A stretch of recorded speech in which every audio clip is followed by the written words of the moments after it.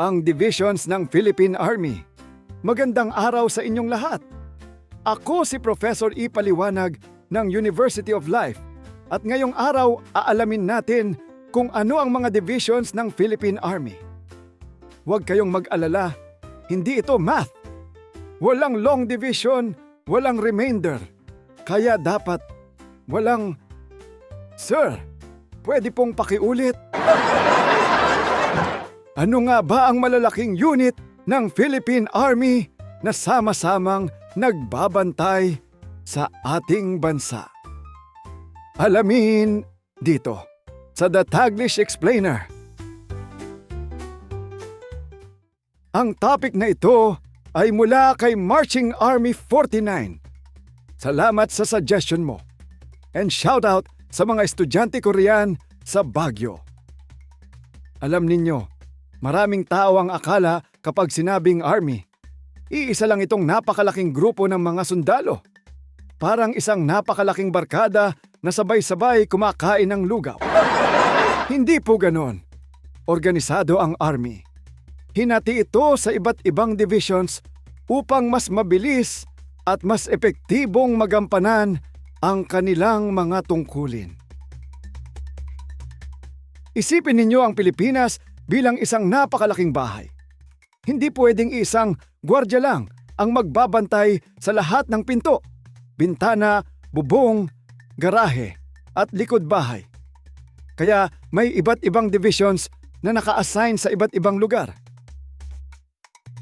Unahin natin ang 1st Infantry Division o mas kilala bilang Tabak Division.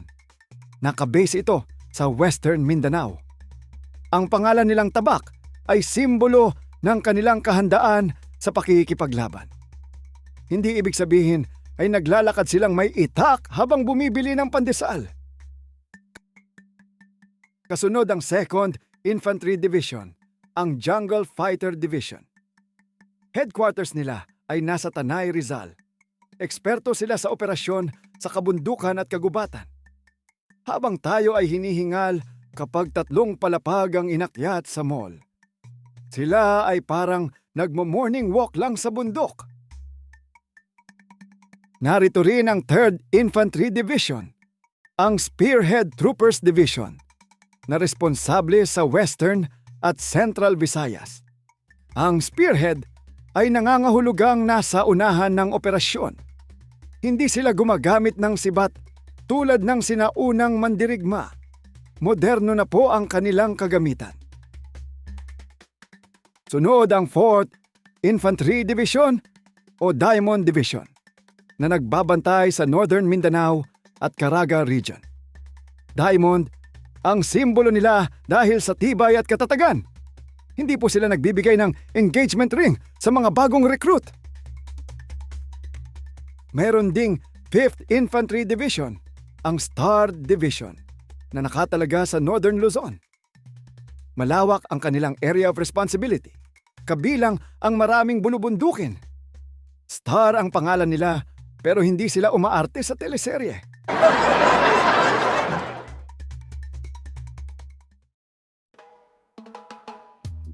Ang 6th Infantry Division o Kampilan Division ay nagsisilbi sa Central Mindanao. Ang kampilan ay isang tradisyonal na espada mula sa Mindanao. Simbolo ito ng kanilang kasaysayan at tapang.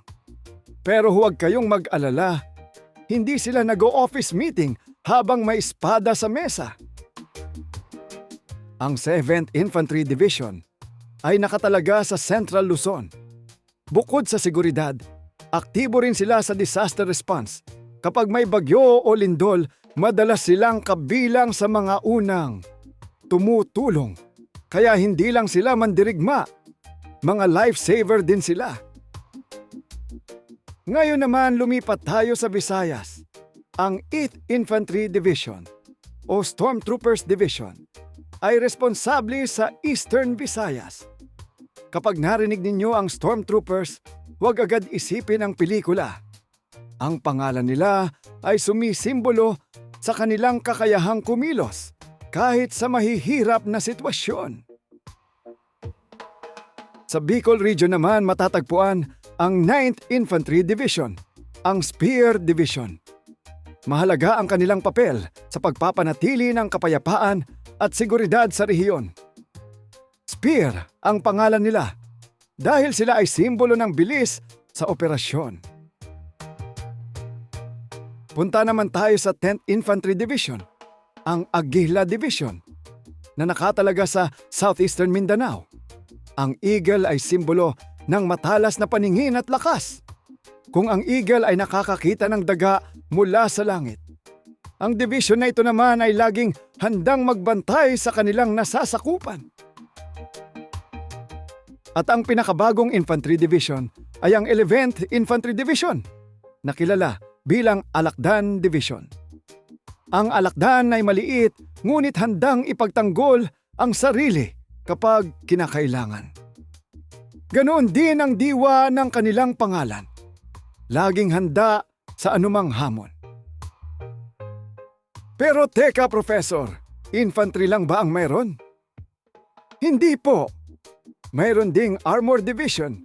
Ito ang tahanan ng mga tangke at armored fighting vehicles ng Philippine Army. Kung ang infantry ay parang taong naglalakad papunta sa trabaho, ang Armored Division naman ay dumating sakay ng napakalaking sasakyang nagsasabing, "Excuse me po, dadaan lang." Ang mga armored vehicle ay nagbibigay ng proteksyon sa mga sundalo at malaking suporta sa iba't ibang operasyon.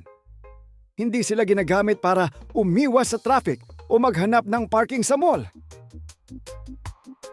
Mahalagang tandaan na ang bawat division ay may sariling commander, headquarters, at area of responsibility.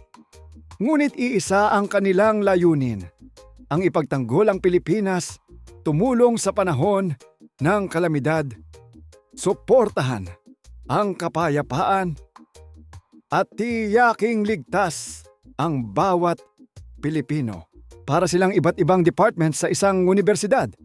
May engineering, medicine, education, at law. Magkakaiba ang specialization, pero iisang eskwelahan ang kanilang pinaglilingkuran. Ganoon din ang Philippine Army. Magkakaiba ang divisions, pero iisa ang misyon. At tandaan ninyo, ang tunay na lakas ng Army ay hindi lang nasusukat sa dami ng sundalo o laki ng kagamitan. Nasusukat ito sa disiplina, dedikasyon, teamwork at pagmamahal sa bayan. Sa madaling salita, ang Philippine Army ay nahahati sa 11 infantry divisions at isang armored division upang mas epektibong maipagtanggol ang bansa at mapanatili ang seguridad sa bawat rehiyon. Bawat division ay may kanya-kanyang lugar ng responsibilidad at mahalagang papel sa territorial defense, internal security operations, humanitarian assistance, at disaster response. Sama-sama silang bumubuo sa lakas ng Philippine Army upang mapanatiling ligtas at handa ang ating bansa sa anumang hamon. Ako si Professor Ipaliwanag ng University of Life at tandaan ninyo, ang kaalaman ay parang helmet. Mas mabuting suot kaysa nakasabit lang.